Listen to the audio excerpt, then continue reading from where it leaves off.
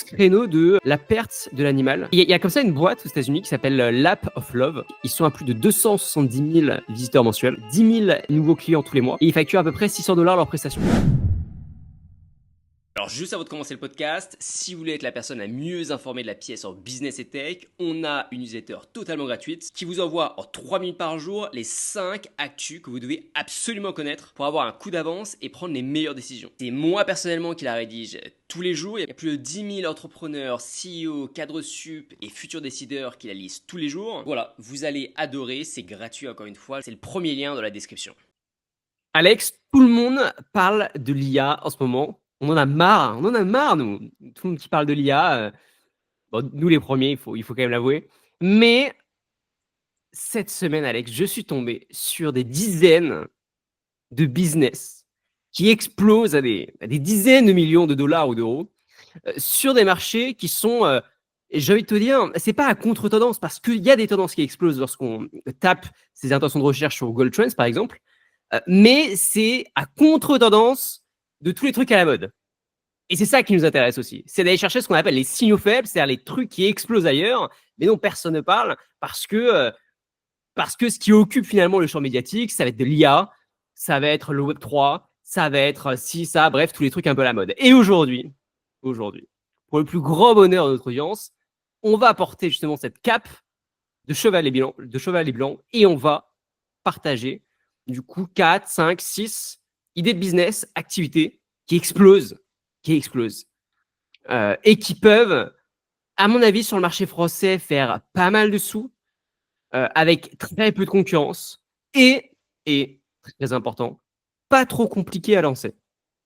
Ok, c'est parti. Eh ben écoute, est-ce que je te laisserai pas commencer? Allez, je commence. Alors, on va commencer même par un petit récit ou une petite anecdote.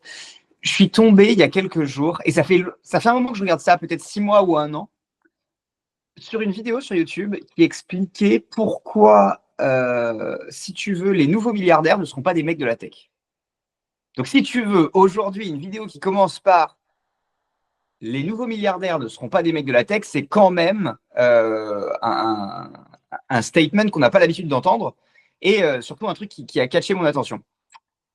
Et la théorie était la suivante, et c'est une théorie sur laquelle je suis assez d'accord. On en avait rapidement parlé dans un podcast, je pense, d'il y a 1 an ou un truc comme ça. Il faudrait le retrouver exactement.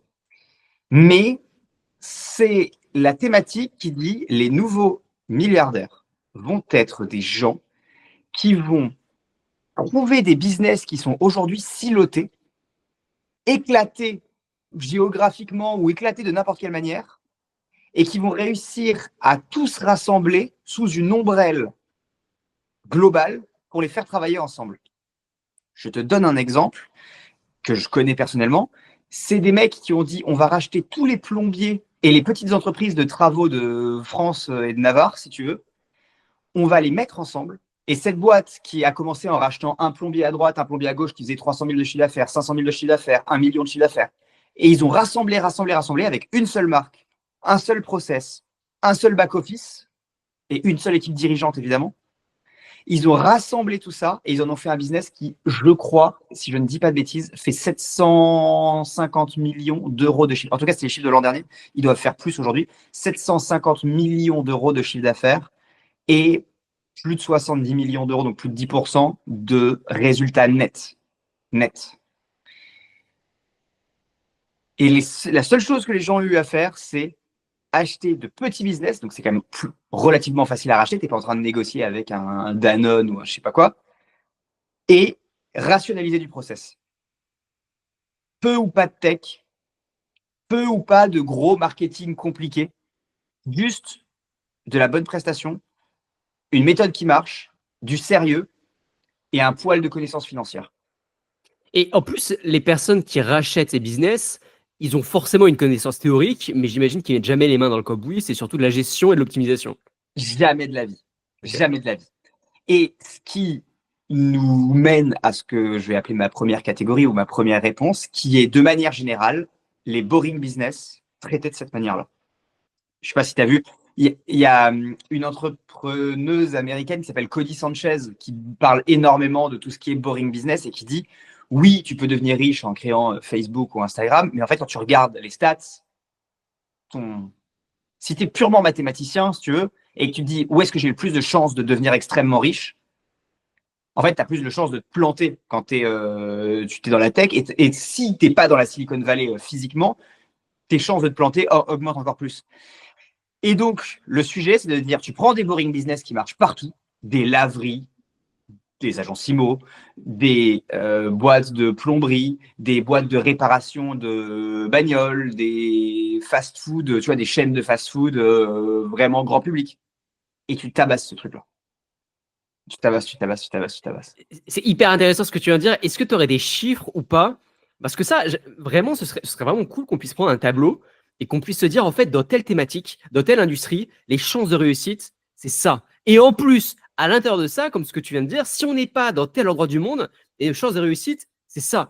Et là, d'un coup, on arriverait avec finalement un tableau de probabilité sur si on veut devenir plus riche, voici ce qu'il faut lancer. Mais même dans les boring business, quel type de boring business? Est-ce que là, on parle des guides touristiques, racheter toutes les boîtes de guides touristiques de Paris? Ou alors, on parle de, comme ce que tu as dit, laverie, etc., etc. Alors, je sais qu'il existe une liste.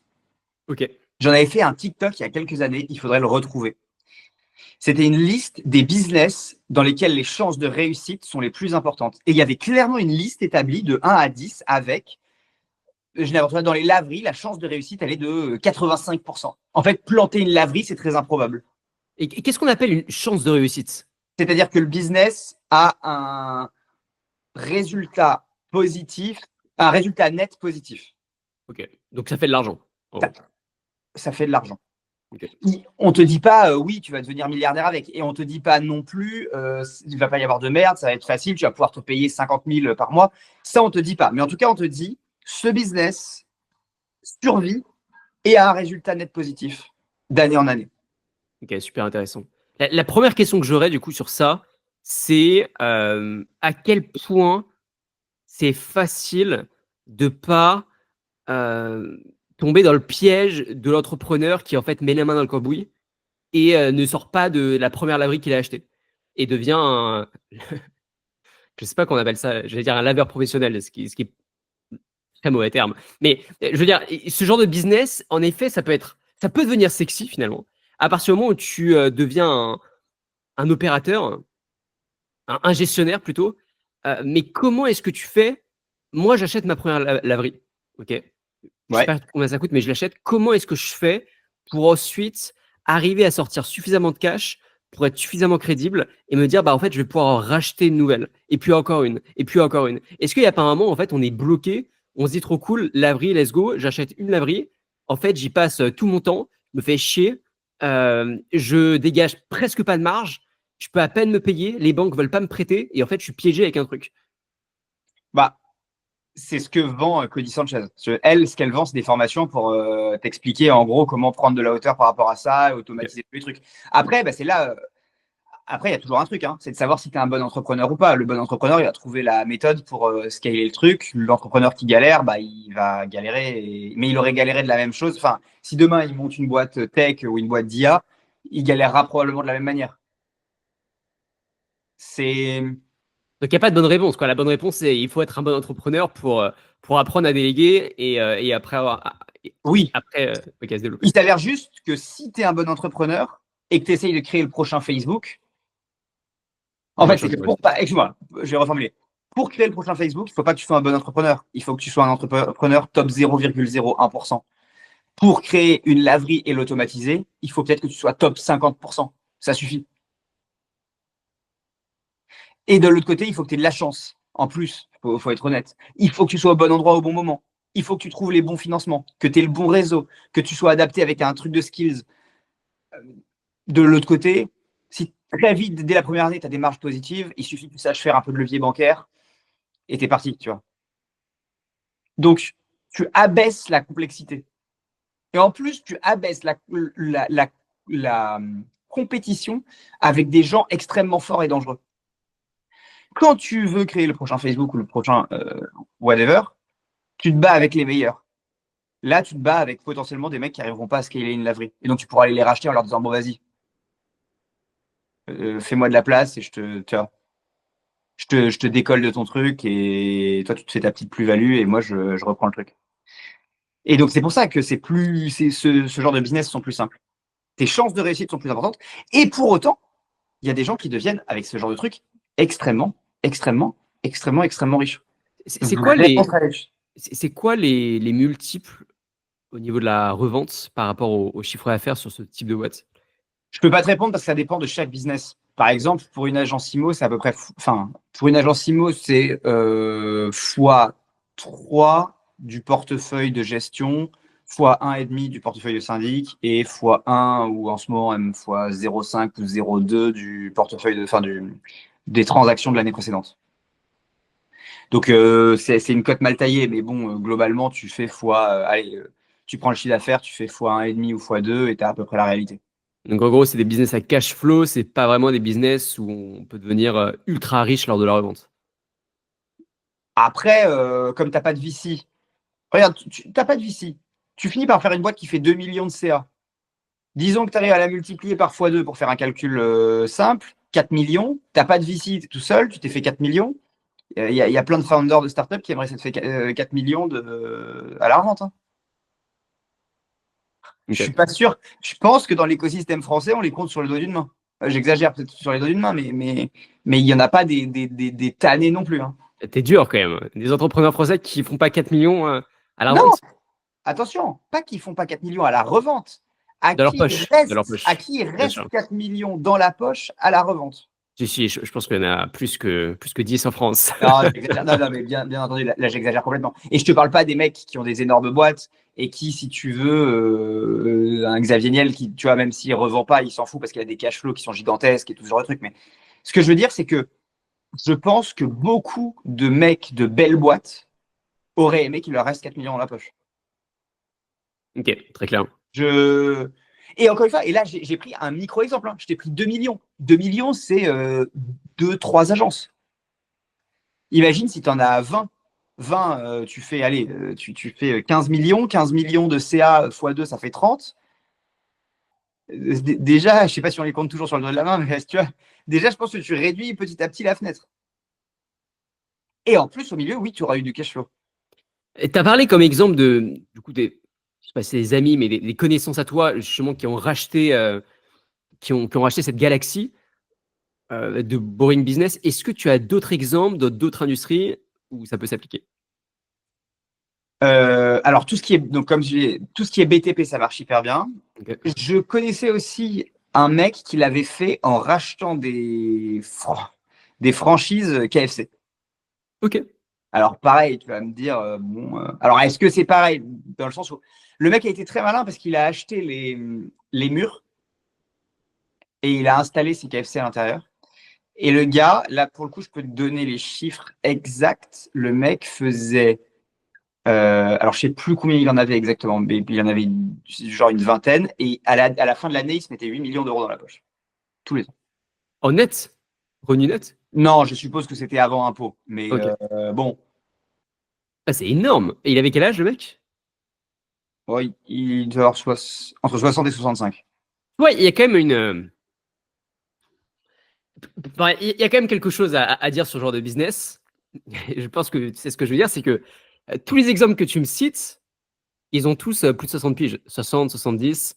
Euh, Est-ce que finalement, c'est pas des business sexy, enfin, sexy du coup dans le cash flow qu'on peut se faire, hein, mais pas sexy au sens où il faut attendre des années avant de réellement pouvoir. Ah, mais c'est clair. Un, Et, c'est plus lent. Et deux, je pense que c'est des gens. En fait, quand tu démarres, qu'on le veuille ou non, tu es attiré par le shiny object, comme disent les gens. Tu es attiré par créer le nouveau, nanana, ce que tu veux. Et en fait, tu réfléchis pas quand tu lances. Je sais pas comment toi tu réfléchis quand tu lances un truc, mais quand on lance ce podcast, typiquement, on se dit, vas-y, on va faire, tu vois, un super média, on va casser le game. On se dit pas comment on va optimiser du cash flow rapidement. Quand tu commences une boîte et que tu as 40 ans et des enfants, je pense que ton raisonnement est complètement différent. Et donc, tu te retrouves à 60 ans, 20 ans plus tard, avec un truc que tu as optimisé pour le cash flow. C'est ce que disait Tugan quand il nous disait soit tu optimises le cash flow, soit tu optimises la réputation. Plus ou moins, je me souviens plus de la formulation, mais je pense que quand tu lances une boîte et que tu as 35, 40, que tu as une famille et ainsi de suite, tu optimises pour le cash flow. Non, mais pardon, excuse-moi, ce que je disais, c'est que c'est quand même des boîtes qui mettent du temps à réellement grossir, et du coup, tu en tires réellement les bénéfices lorsque tu es à la retraite. Et du Oui, coup, est-ce que ça fait vraiment. en fait, Est-ce que c'est tellement séduisant pour des personnes de notre âge, à condition d'arriver à avoir un taux de croissance qui est suffisamment élevé pour qu'on se dise qu'à 35, 40, 45, eh ben, on puisse réellement en tirer bénéfice? Parce que là, moi, si tu me dis, OK, tu vas commencer maintenant, et à 70 ans, là, tu vas avoir une belle boîte, je vais te dire, bah, flemme. ouais, Je vais aller du côté de la tech. bien sûr. Mais par contre, le truc, c'est que là, par exemple, donc tu te lances. Donc, on va dire, tu as ton premier KFC. OK? Ton premier KFC, tu vas déjà bien te payer en termes de salaire. Ce qui, dans la tech, est vrai si tu as réussi à lever des fonds. Si tu bootstrap, en termes de vitesse pour te payer, je sais pas, tu vois. Admettons que tu y arrives. Et encore maintenant, avec le bootstrap, c'est un peu moins vrai. Mais disons que pour les startups qui étaient VC-backed, si tu n'arrivais pas à lever, bah, tu avais zéro revenu. Et moi, je connais plein de mecs qui ont fait des années entières à zéro revenu. Alors que le mec, avec le KFC, pendant ce temps-là, lui, il emplâtre, c'est dès l'ouverture, entre guillemets, il emplâtre, c'est 3-4 000, tu vois. Enfin, je ne sais pas combien c'est, hein, j'en ai aucune idée, mais voilà. Ensuite, il en ouvre un deuxième au bout de 2-3 ans, quand ça marche bien. Et après, tu as une loi d'accélération. C'est-à-dire qu'une fois que tu en as deux, tu peux en ouvrir trois peut-être l'année d'après, puis deux l'année qui suit, puis trois de plus l'année qui suit, et ainsi de suite. Et en fait, après, tu vas beaucoup plus vite. Oui, ta croissance sera moins rapide qu'une boîte tech qui marche. Par contre, elle sera beaucoup plus rapide et sereine qu'une boîte tech qui marche pas. Parce qu'à la fin, la seule réalité, c'est est-ce que ta boîte marche ou marche pas. Tu vois. Sauf en cas de Covid, confinement généralisé, et là, tu es bien dans la merde. Mais bon, c'est un Ça, autre c'est sujet. clair. Mais ça, tu vois, là c'est parce que c'est spécifique entre guillemets au KFC. Mais demain, tu as une laverie automatique, tu sais, de 100 personnes. Covid, pas Covid, rien à foutre. Hein, les gens, ils vont devoir laver leur linge. Hmm. Ok, hyper intéressant. Donc, moi, je dis premier truc, boring business, d'autant plus que ton boring business, tu peux le démarrer en même temps que le reste. Tu peux acheter une laverie automatique ou un KFC en même temps que tu as encore un CDI. Oui. Parce que tu n'es pas obligé de travailler dedans. Il faut juste amener du capital. Bon, il y a de la gestion quand même aussi, je pense. Tu vas avoir de la gestion. Mais je pense que tu peux faire coïncider les deux plus facilement que quand tu lances une startup où tu dois travailler 12 heures par jour. Quoi. Hmm. T'as pas juste dit boring business. Tu as dit créer finalement une galaxie de boring business C'est ça. et venir par-dessus optimiser pour profiter de l'effet de réseau. Ok. Exactement. Alors, par contre, tu as triché un peu parce que boring business, là, tu me mets un peu dans la mouise parce que ça englobe tellement de choses que ça kill les autres idées que je pouvais avoir à côté. Donc, m'en voulez pas, j'ai aussi une idée de boring business, mais qui est totalement délirante.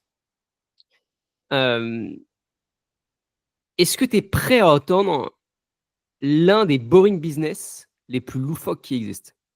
Je suis bien entendu prêt. Mec, le ramassage d'excréments de chiens dans les villes. Aux États-Unis, alors déjà, je vous conseille d'aller sur Google Trends et taper tous les mots-clés autour de.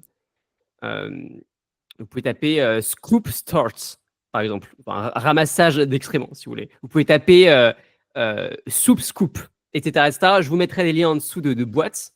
Et en fait, c'est des boîtes qui, tout simplement, vont vendre leurs services à des résidences, vont vendre leurs services à très souvent du B2B d'ailleurs, et c'est sous abonnement. Et en gros, le service, c'est très simple, c'est on ramasse tous les excréments de chiens, de chats, de ce que vous voulez, dans l'espace commun, euh, en échange d'un certain pricing.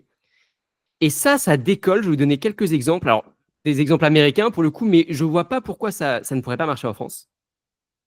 Premier exemple américain, c'est donc Soup Scoop, SWOOP, SCOOP. Donc ça, c'est plusieurs millions par an de chiffre d'affaires. Vous avez aussi Scooby-Doo. Scooby, exactement comme le film d'ailleurs, Scooby-Doo. Voilà, ça décolle. Et vous avez même carrément des applications mobiles pour des personnes qui bossent dans cette industrie. Vous avez sweepandgo.com. Donc ça, c'est une application mobile vraiment pour permettre à toutes les personnes qui bossent là-dedans de recenser leur travail, très certainement pour aussi targeter leurs cibles, et orienter les travailleurs.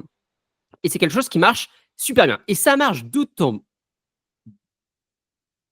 mieux que certaines personnes qui ont créé ce genre de business ont même créé des formations pour apprendre aux personnes à lancer ce type de business. Vous avez par exemple scoopstart.com qui a lancé une communauté school qui coûte $69 par mois, pour apprendre aux personnes à lancer leur business de ramassage de crottes, ouais, littéralement. Et ils se font $64 000 par mois, puisqu'il y a à peu près 926 membres, et l'abonnement school coûte $69 par mois. Donc c'est assez délirant. En France, je ne sais pas réellement à quel point c'est duplicable. Je pense que c'est duplicable. Il y a tout un service public qui s'en occupe, mais je pense qu'il y a beaucoup. C'est une grosse problématique. Hein. Il y a des dizaines. Enfin, il y a 7,5 millions de chiens en France. La plupart des villes sont saturées. Il y a aussi il y a pas mal de personnes qui disent, je ne sais pas à quel point c'est vrai au niveau de la data, mais qui disent que les villes deviennent de plus en plus sales. Il y a de plus en plus aussi de résidents qui commencent à embaucher leurs propres personnes qui vont soit gérer la sécurité, soit gérer le nettoyage, etc., etc. Donc, ils viennent remplacer les services publics actuels. Je pense aussi que les Français dépensent de plus en plus pour leurs animaux, de manière générale. Donc voilà, je pense qu'il y a un gros business à aller chercher sur tout ce qui va être la propreté de manière plus spécifique, le ramassage d'excréments pour chiens. Et juste pour comprendre le business tel que tu le décris, on parle de les boîtes que tu cites là, on parle de plein de petites boîtes qui sont un peu locales à différents endroits, ou on parle de réseaux nationaux comme tu pourrais avoir, tu sais, en France plus ou moins un Wikasa où tu peux commander des trucs partout et après ils se démerdent avec des indépendants. Il semblerait que ce soit vraiment des boîtes à part. Wikasa et tout, c'est vraiment c'est une sorte de Uber, quoi. C'est des Ouais, marketplaces, les trucs. Là, c'est pas des marketplaces. Là, c'est vraiment une boîte qui s'occupe de gérer ça.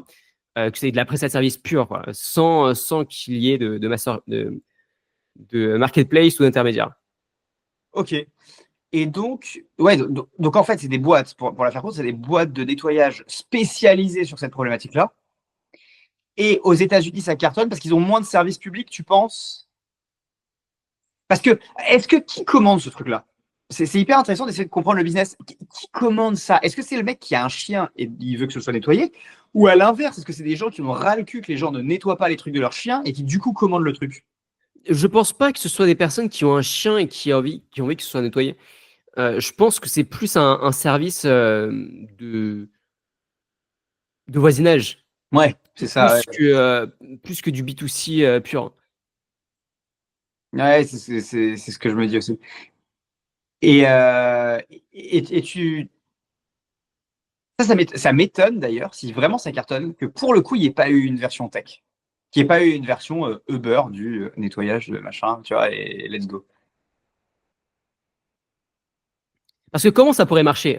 On pourrait imaginer une application mobile où, parce qu'en France, c'est obligatoire de ramasser les excréments pour chiens. Ouais, Que le chien fait, c'est obligatoire. Sauf que moi, personnellement, j'ai un chien et j'ai jamais fait. Voilà. Je suis pas très civique sur ça, j'ai jamais fait. merci de t'incriminer sur le podcast. Voilà, exact. Et ça me saoule, quoi. Enfin, c'est pas très citoyen ce que je dis, hein, mais c'est que je suis pas très à l'aise avec ça. Et on pourrait imaginer une application où en fait, je prends en photo, ça me géolocalise directement. Et en fait, toutes les personnes qui sont aux alentours et qui veulent le faire, ils y vont, enfin, ils vont là, ils prennent en photo aussi, ils prennent en photo l'action, et une fois que c'est fait, boum, ils récupèrent quelques euros sur leur action. Ou alors, parce que ça, c'est à la pièce, ou alors un abonnement pur, du type, vous payez 10 euros par mois, Et à chaque fois que vous avez votre chien qui fait ses excréments, bah, le même principe, sauf que du coup, vous n'avez pas besoin de payer à la pièce. Et il y a dans chaque ville eh bien, des personnes qui tournent et qui reçoivent, dès qu'ils ont la notification, ils y vont et ils s'en occupent directement. Et donc, ce serait quelque chose de très géolocalisé finalement et d'assez facilement scalable parce que tu peux imaginer 1 à 2 équipes dans les villes pas très grandes qui peuvent gérer l'ensemble des abonnements de la ville euh, sans avoir besoin d'avoir une armée de chauffeurs comme ce que Uber pourrait avoir fait. Je vois. Intéressant. Tu veux idée numéro 3? On a fait le tour? Alors, on a fait le tour, on a fait le tour.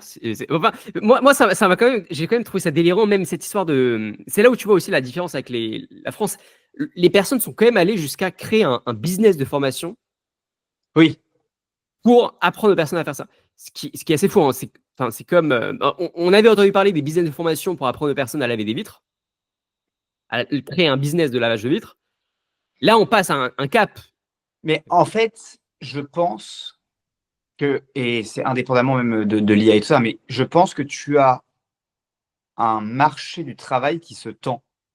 Je crois que les chiffres du chômage aux États-Unis ne sont pas très bons, en France, ils ne sont pas très bons. Les gens, on parle aussi de plus en plus, c'est des working poor, des gens qui ont un job, mais il en faudrait un autre pour qu'ils réussissent à vivre correctement. Et donc, je ne suis pas du tout, mais alors pas du tout étonné que du coup, ce genre de truc fleurisse, parce que c'est assez facile de rajouter ça. Je dis n'importe quoi, tu es femme de ménage professionnelle, tu es employé, tu vois, pour laver, je sais pas, un immeuble ou whatever. C'est assez facile de rajouter ça à ton arc. Tu prends une formation, la formation, elle coûte 200 balles. Il t'explique comment lancer ton business. Tu fais 2000 euros de plus ou 2000 dollars de plus par mois. Bah, t'es vachement bien. T'en as rien à foutre d'avoir payé 100 balles, 200 balles, 300 balles ta formation. Et donc, je suis paradoxalement, je comprends pourquoi tu dis que voilà, mais je suis pas étonné, en fait, paradoxalement. Moi, je suis pas étonné que les personnes achètent ce genre de formation parce que ça reste du make money. À partir du moment où on promet un gain, ils achètent. Ouais. Là où je suis étonné, c'est plus que des personnes se soient dit, ok, en fait, je vais apprendre aux personnes à faire ça. Ah oui, ah bah peut-être. Pour moi, tu as toujours des mecs sur des niches. Quand il y a une niche qui se lance, tu as toujours des gars un peu malins qui savent s'y implanter, tu vois. Hmm. À toi, À moi, idée 3. mon idée 3, je suis à peu près sûr qu'elle va cartonner. J'ai pas de chiffres, cependant. J'ai pas de chiffres, mais j'ai des chiffres des concurrents, de la méthode concurrente, et qui me poussent à penser que je dois avoir raison. Je pense qu'il est temps de créer un réseau physique d'agences matrimoniales pour concurrencer les Tinder et tout le bazar. Mec, c'est dingue, c'était mon idée 5 aussi. Tu veux dire des entremetteurs Exactement. Et humains. en fait, Ok. aujourd'hui, regarde. Aujourd'hui, tu veux rencontrer quelqu'un, tu vas sur Tinder, tu vas sur Bumble, enfin, je ne les connais pas toutes, mais bref, tu vas sur ces applis-là. Et de plus en plus de gens disent, ouais, mais c'est naze, je trouve pas. Moi, pas trop citer de trucs là-dessus, mais j'ai plein d'amis, si tu veux, qui aujourd'hui se disent, comment dire, barbés des applis de rencontre. Se disent, OK, j'en peux plus, je rencontre que des gens qui me conviennent pas vraiment. Pour te la faire courte, je rencontre que des gens qui veulent des trucs pas sérieux. Et moi, c'est pas du tout ce que je veux. Et en fait, les applis, elles marchent pas comme je veux. Et donc, je prends le premium, mais le premium, ça change pas le fond du problème qui est, c'est pas ce que les gens cherchent. Et puis, quand je vais, c'est pas la bonne photo. Et puis, bref, je te passe les détails, tout ce que tu connais sur les applis. Du coup, ils se désabonnent, ils se disent, bah, foutu pour foutu, vas-y, je passe à autre chose, tu vois. Et c'est là que rentrerait en jeu un entremetteur, mais tu vois, dans un truc propre et un peu haut de gamme. Genre, tu vas à un endroit avec un guichet, tu as un petit café dans le truc, whatever, j'en sais rien, où tu peux te poser, limite, tu as un spa, tu vois, ce que tu veux du moment en mode bien-être. Et en même temps, on te dit, OK, tu veux rencontrer quelqu'un. OK, c'est quoi tes critères? Ok, toi, c'est quoi? Tu es qui? Explique-moi exactement, machin, avec des photos prises le même jour, tu vois. Pas des trucs de quand tu avais 18 ans, et voilà. Et donc, tu mets tout ça bout à bout, et là, tu fais via humain des entremissions. Enfin, tu présentes des gens, mais via un vrai humain qui dit, OK, là, ça pourrait, je comprends le profil psychologique du mec A, le profil psychologique du mec B, on pourrait les faire se rencontrer dans un cadre beaucoup plus solide et rassurant qu'une appli. Comme si finalement, c'était un pote qui nous mettait en relation parce qu'il pensait que ça matchait entre tous les deux. Exactement. Simplement. Exactement. Tu as eu des background checks, des vrais background checks de chaque côté. Si le mec il te dit ouais, je suis développeur chez Meta et je viens de signer mon bonus à 100 millions, bah, il doit envoyer sa fiche de paye, tu vois. Mais il ne l'envoie plus à une appli, il l'envoie au conseiller, le conseiller vérifie, ok c'est vrai, boum, on passe à autre chose, tu vois. Et là mec, je pense que tu as un truc sur lequel les gens sont prêts à payer minimum des centaines d'euros, mais je Mec. suis sûr des milliers d'euros. Parce que Est-ce que tu connais lumasearch.com? je n'en ai jamais entendu parler. Lumasearch.com, il propose du matchmaking de luxe et les forfaits vont entre 10 000 et 100 000 $. Par an ou pas par an? Aucune idée, je sais pas. Je pense que c'est les forfaits, je pense pas que ce soit par an, parce que le but, c'est pas que tu Ah oui, recherches une d'accord, nouvelle d'accord. personne Ok, à tu, chaque tu fois. payes 100 000 upfront et ok, oui, d'accord. Exactement. Et, et toutes les boîtes de matching service humain un peu haut de gamme que j'ai vu, c'est que des prix qui vont. Il y a Tokify, ça va entre 500 et 10 000 $ selon le niveau de service que tu as. Eh ben, mec, Et ça, il y en a plein. certes. Le matching. Et d'ailleurs, lorsque tu regardes matching service, ça école aussi. Et partout, hein. En France, aux États-Unis, un peu partout dans le monde. Et regarde. En plus, pourquoi c'est un bon business? C'est 100% de marge dans ta poche. J'exagère un poil, mais ta marge nette, c'est quoi sur ce business? Tu vas pas faire tourner des serveurs avec de l'IA qui te coûte 2 millions d'euros par jour. Après, à mon avis, tu payes des coachs, tu vois. Tu payes des coachs, tu fais de la recherche. Oui, Donc, je pense qu'il y a quand même ah, mais bien un coût sûr. humain. Non, mais ça, c'est normal. Mais ta marge brute sur le produit, elle est Oui. gigantesque. Après, oui, tu dois avoir un coût. Tu as un peu de people, oui. Et encore, vu les montants que tu fais, le people, tu peux le mettre tu vois, pas au success base, mais il gère un client, il reçoit une partie de la presta. Hmm. Et je pense honnêtement que c'est un excellent business qui requiert pas grand-chose et qui requiert pas beaucoup de skills à part savoir bien présenter. Je te rejoins totalement, surtout lorsqu'on regarde le contexte actuel. Toutes les boîtes d'app de rencontres diminuent, que ce soit leur niveau utilisateur gratuit ou payant. Ils partent un peu dans tous les sens. Je ne sais pas si tu vois Match Group, ils essayent plein de nouvelles features. Ils ont même essayé maintenant les matchs à plusieurs, à deux. Donc, du coup, tu peux Oui, matcher avec tous les deux. On peut aller sur une app de rencontre pour trouver deux autres personnes. Enfin bref, c'est assez loufoque. ouais. À côté de ça, tu as des applications qui essayent de booster les rencontres physiques qui décollent. Time Left. Alors, le principe, c'est de sortir l'application, bien sûr, mais à la fin de la journée, les gens utilisent Time Left aussi pour rencontrer des personnes, Ouais. en grande partie. Timelapse, Mais ça continue à être en grosse croissance là. J'ai pas les chiffres récemment. j'ai pas les chiffres non plus. Ils sont un peu moins. Enfin, Maxime Barbier, le fondateur, est un peu moins transparent sur LinkedIn à ce sujet. Je pense que c'est en bonne croissance encore. Mais tous les retours que j'en ai eus, c'est intéressant. Par contre, c'est des relations qui sont éphémères et un peu superficielles. Et en plus, si toi, tu es entrepreneur, c'est un pote qui m'a dit ça, qui a testé la chose. Si tu es entrepreneur et que tu tombes sur une table avec des personnes qui n'en ont rien à faire dans l'entrepreneuriat, bah, c'est intéressant, mais tu peux vite t'ennuyer. Tu peux vite Ouais. t'ennuyer parce que c'est pas vraiment le même état d'esprit, les mêmes intérêts de discussion, etc. Et donc, du coup, il y a ce côté dopamine où tu rencontres des nouvelles personnes et du coup, tu te sens plus seul. Il y a ce côté rencontre, mais il n'y a pas ce côté relation profonde, sincère que l'on crée avec quelqu'un. Donc, c'est un peu éphémère comme chose. Donc, mais malgré tout, ça décolle. Donc, il y a un vrai besoin à ce niveau-là.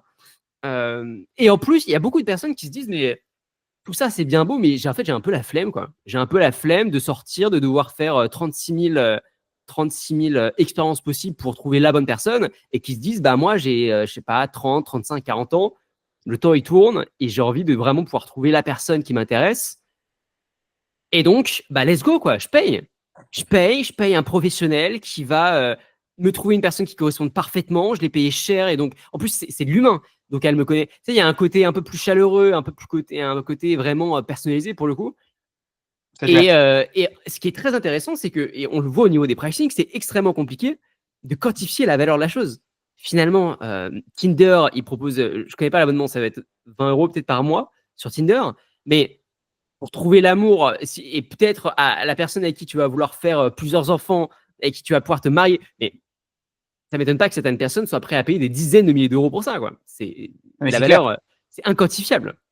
C'est clair, c'est clair. Et il n'y a pas encore d'app, je trouve, il n'y a pas encore de service. Alors, j'en ai cité quelques-unes, mais ça reste quand même sous forme d'agence, si tu veux, c'est la prestation de service. Mais il n'y a pas l'app ou le service qui a conquis le monde aujourd'hui sur ce créneau du matchmaking humain, personnalisé. Ouais. Parce que je pense que comme c'est très personnalisé, tu as une approche un peu locale qui rend le truc plus compliqué pour l'app. Je pense que ce qui marche bien, c'est pour ça que moi je te disais des trucs physiques. Moi, je vois bien ça, ouais. Ok. Your turn. Alors, petite dernière pour moi, c'est pas très gai, je vais rester sur les animaux de compagnie. C'est alors là pour le coup c'est un vrai boring business, voire même un sad business. C'est tout ce qui a concerné la crémation pour animaux. Tu vois, ça personne n'en parle, hein, mais la crémation, de plus en plus de personnes utilisent la crémation lors des funérailles. Euh, et encore, enfin, personne ne parle de la crémation. Comment ça se passe concrètement pour les animaux de compagnie? Comment ça se passe? C'est assez. C'est assez triste. Tout le processus est assez triste. C'est les personnes qui doivent l'amener. Après, tu sais pas vraiment où est-ce que ça va. Et il y a comme ça une boîte aux États-Unis qui s'appelle lapoflove.com qui ils ont réussi à avoir un branding qui est assez intéressant. Et eux, en fait, ils s'occupent de tout ce créneau de la perte de l'animal. Et donc, ça va de l'accompagnement psychologique du propriétaire. Euh, Ils font payer ça, l'accompagnement. Donc, c'est presque un peu ce qu'on faisait avec le sanctuaire, c'est-à-dire que c'était un core groupe avec deux personnes et ils parlaient de leur situation. Ouais, j'ai capté, je vois. Voilà. Et l'un de leurs services, c'est la crémation pour animaux. Et c'est une boîte qui cartonne parce en termes de trafic, ils sont à plus de 270 000 visiteurs mensuels sur leur site. Ils ont, semble-t-il, d'après les chiffres que j'ai pu récupérer, 10 000 nouveaux clients tous les mois. Et ils facturent à peu près $600 leurs prestations. Ok. Et donc, c'est une boîte qui, voilà, on parle de dizaines de millions de dollars de chiffre d'affaires sur ce type de service. Je pense pas qu'il y ait beaucoup d'acteurs en France, j'en ai pas vu énormément, parce que c'est un peu dark, Ouais. de manière. C'est carrément boring, un peu triste. Mais il y a un marché qui est absolument énorme. Sur toute la partie, comment est-ce que. Il y a une tendance, c'est celle de l'humanisation des animaux de compagnie, à tous les niveaux, hein, dans tous les types de produits. Et le marché n'est pas encore forcément mature, mais le créneau où il y a encore tout à faire, c'est la partie la fin de vie de l'animal et lors du décès de l'animal, qu'est-ce qui se passe? Comment est-ce qu'on vient humaniser aussi la chose? Comment est-ce qu'on vient accompagner du coup les personnes qui sont en deuil de manière très humaine? Ouais. Et ça, je pense qu'il y a un créneau absolument énorme et en plus sur un marché qui est en forte croissance. Ça, je suis presque convaincu. Je suis presque convaincu parce que c'est un moment où, en fait, pareil, le prix n'a plus de. Comment dire, tu décorrèles le prix réel de ce que tu rends comme service de l'attachement émotionnel que tu y mets. Et quand tu arrives à faire des business comme ça, c'est comme les robes de mariée, tu vois, ou les trucs qui sont liés au mariage, ou les trucs qui sont liés plus ou moins à la naissance. Tu arrives à décorréler à un moment le prix réel de la chose de la réalité, justement. Et donc, tu peux faire payer des premiums qui sont monstrueux. Et je pense que ça en fait, mais complètement partie. Complètement partie. Donc, ouais, je suis d'accord avec toi. En fait, il y a un truc de ce qu'on dit depuis le début. J'en ai un dernier après et qui coche cette règle en plus. Mais ce qu'on dit depuis le début, c'est que les genres de business qui marchent bien, en règle générale, enfin, les genres de business qui ne sont pas de l'IA ou de la tech et qui pourraient vraiment exploser et avoir des retours hyper intéressants, sont très souvent des business où l'élasticité prix, notamment à la hausse, est extrêmement forte. Alors, bon, le premier, ce qu'on avait dit sur les boring business qu'on met sous ombrelle, c'est un cas c'est plutôt de la gestion. Mais les autres, que ce soit les rencontres, tu peux faire payer quasiment ce que tu veux. Les trucs sur les animaux, tu peux faire payer quasiment ce que tu veux. Les trucs sur le nettoyage, alors certes, c'est peut-être pas aussi élastique, mais quelque part, comme toi-même tu le dis, tu n'as pas envie de le faire, donc tu es prêt à payer, tu t'en fous, tu vois. C'est des trucs sur lesquels l'élasticité prix, je trouve, est souvent, et les marges proposées sont souvent très, très, très confortables. Et du coup, j'en ai un dernier qui tombe un peu dans cette catégorie-là, un poil moins, mais quand même, qui est tout ce qui est l'accompagnement à la digital détox et de manière générale au bien-être mental. Hors appli, pas genre Calm ou Headspace ou je sais pas quoi, mais vraiment, il y avait cette boîte, on avait parlé une fois très rapidement d'une boîte, je crois, qui s'appelait Cabine, et où t'allais autour d'un lac dans un chalet plus ou moins, et tu faisais retraite méditative, machin. Ça, je pense que c'est un truc sur lequel les gens sont de plus en plus prêts à payer, et ça va continuer dans cette direction à fond. Et notamment pour tout ce qui est digital detox. Moi, j'ai de plus en plus de discussions, et ça fait quelques années, on va dire depuis le Covid, mais là, ça devient vraiment massif, des gens qui me disent « Ah, mais il faut que j'arrête de toucher à mon téléphone le matin, il faudrait que je le prenne qu'à ce moment-là, il faut que j'y arrête, mais j'y arrive pas. J'ai mis des timers sur chacune de mes applis pour arrêter de trop les regarder. J'ai passé mon écran en noir et blanc pour que ça devienne moins sympa à regarder. » Je te passe tous les détails, mais toutes les méthodes qui existent, mais c'est des gens, tu leur dis « Ok, mec, je vais permettre de payer 50 ou 1000 balles, 500 ou 1000 balles pour te prendre 2 jours, et ces 2 jours, tu vas totalement déconnecter ton téléphone et il y aura des améliorations après dans ta vie de tous les jours, tu verras, c'est un premier sevrage, ainsi de suite. » Les mecs, ils payent. C'est certain.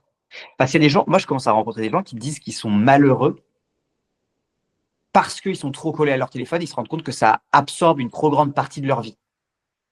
Et ces gens-là, ils sont prêts à payer des milliers d'euros. Alors, en tout cas, pour être très honnête, dans ma catégorie socio-professionnelle, si tu veux. Donc, je ne sais pas ce qui se passe ailleurs, mais en tout cas, ces gens-là sont prêts à payer des milliers et des milliers d'euros pour se sortir de ça. 100%. Et même, je pense que tout ce qui va être clinique toutes les cliniques hier de désintox, drogue, alcool, ce que tu veux, je pense qu'elles vont rajouter maintenant des services sur Digital Detox. C'est déjà le cas, très certainement. Et qu'il va y avoir des cliniques spécialisées là-dedans. Et moi aussi, je connais des personnes qui seraient prêtes à payer plusieurs milliers d'euros pour une promesse de type, pendant 15 jours, vous allez aller dans une clinique spécialement.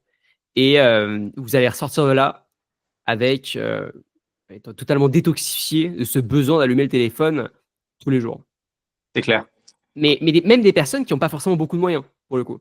Mais juste des personnes qui sont sensibles. Parce que finalement, je pense que c'est pas tant une question de niveau de revenu.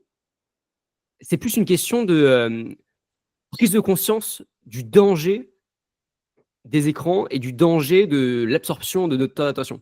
Et à partir du moment où tu as conscience de ça, en fait, tu te rends directement vite compte du mal et tu es prêt à payer, à sortir de la thune. Parce que, en fait, ce qui est génial, c'est qu'à partir du moment où tu en as conscience, tu as aussi conscience de tout ce que tu loupes. Et du coût énorme que tu y mets. Que ce soit manque de sommeil, que ce soit devenir plus colérique, manque de focus, que ce soit perte de temps, que ce soit dépression, etc., etc. Tu t'en rends compte immédiatement. Et du coup, il n'y a pas forcément un énorme travail d'éducation sur tous les dangers, les risques. Il y a beaucoup plus un travail d'éducation sur, en fait, tu ne le sais pas, mais tu es drogué à. Je pense que c'est beaucoup plus ça, le travail d'éducation est beaucoup plus à ce niveau-là. Et à partir du moment où tu tombes là-dedans, tu vas avoir tous les chefs d'entreprise, tu vas avoir tous les entrepreneurs aujourd'hui qui ont entre 25, 30 et 40 ans, Tu leur proposes une clinique privée où en fait pendant 1 semaine, 2 semaines, ou le temps qu'il faut, il y a un accompagnement, il y a une structure, il y a exactement comme une clinique pour se détoxifier de la drogue, de l'alcool, mais pour le digital detox, 5 000 euros, 7 000 euros, 10 000 euros, je pense que beaucoup de personnes pourraient payer. C'est clair. Parce qu'en fait, le bénéfice derrière, c'est pas juste tu vas arrêter de consommer, c'est de dire, mais en fait, là, tu vas récupérer, grâce à ces 5 000 euros, des années de vie. Ouais, tu vas récupérer ton temps. Je suis entièrement d'accord avec toi. Mais c'est délirant. Il y a comme ça une app, je ne me souviens plus de l'app, mais qui justement te fait peur dès l'onboarding, c'est très malin, et qui en fait te demande combien d'heures par jour tu passes sur ton téléphone, et après, il te calcule ça en années. Mais mec, mais c'est 5, 6, 7 ans, 10 ans que tu peux perdre. Ouais, c'est clair. Et donc, forcément, on est tous prêts à payer énormément pour ça. Donc, je suis d'accord avec toi. Je pense que ça peut être un très gros business. Je pense que ça peut être un business qui peut être très à étiquette avec la forme de clinique. Ça peut être un business de coaching, même si c'est maintenant assez répandu, finalement, les coachs en digital detox. Les apps mobiles pour ça, je suis un peu plus réticent parce que c'est. Du coup, pour moi, il y a un truc qui ne va pas dans le. Il y a un truc qui n'y a pas déjà à ce niveau-là. Mais je sais qu'elles font beaucoup de thunes. Est-ce que tu vois d'autres véhicules pour non, bah, des livres, tu vois, mais c'est pas vraiment un business, c'est plutôt de l'IP que tu vendrais. Mais des livres, ça doit déjà exister et ça doit déjà marcher, je suppose. Oui. Mais non, je pense que la clinique ou le coaching, c'est quand même les deux trucs le plus adaptés. Ou des retraites de vacances, tu vois, sans aller jusqu'à la clinique, parce que la clinique, c'est un peu beaucoup, mais pour certains, c'est un peu beaucoup. Mais tu vois, Retraite de des vacances, ouais, c'est pas mal. retraites de vacances, des Club Med du Digital Detox. Mais tu sais que c'est une promesse, une headline qui pourrait, moi, personnellement, m'intéresser. Hein. Une headline du type 1 semaine de break total, il y a pas de Wi-Fi là-dedans et les téléphones sont interdits. Ouais, Mec, je pense que beaucoup de personnes pourraient signer. Hein. je pense. Et j'en suis certain. Ok. T'en as une autre ou pas? Non, c'était. Je suis bon aussi de mon côté. C'est arrivé au bout. Bon, bah voilà, pas mal d'idées intéressantes. Dites-nous quelles idées vous ont le plus intéressé. D'ailleurs, si vous avez lancé l'une de ces idées-là, n'hésitez pas à nous le dire aussi. On vous accueillera avec plaisir sur le podcast. Ah oui, on serait ravis. Ouais. S'il y a quelqu'un qui a lancé ça ou vous connaissez quelqu'un qui a lancé ça, n'hésitez pas. Et pour deep dive davantage le marché, ça va être super intéressant. D'ailleurs, on se l'est dit, mais on aurait beaucoup invité Clara Gold pour le marché des relations, puisque je sais qu'elle avait essayé de faire ce système de matching, mais uniquement via agent IA pour le coup. Donc c'était exactement ce qu'on vient de dire, mais via un agent IA. Je ne sais pas où est-ce que ça en est, mais je sais qu'elle a pas mal deep dive le secteur. Ça peut être très intéressant de l'inviter. Donc, si vous avez aussi, si vous connaissez Clara Gold, et que vous avez un contact direct avec elle et que vous souhaitez lui proposer de passer sur le podcast, n'hésitez pas. Et puis sur ce, à la semaine prochaine. Merci à vous et puis abonnez-vous. À plus. Ciao, ciao.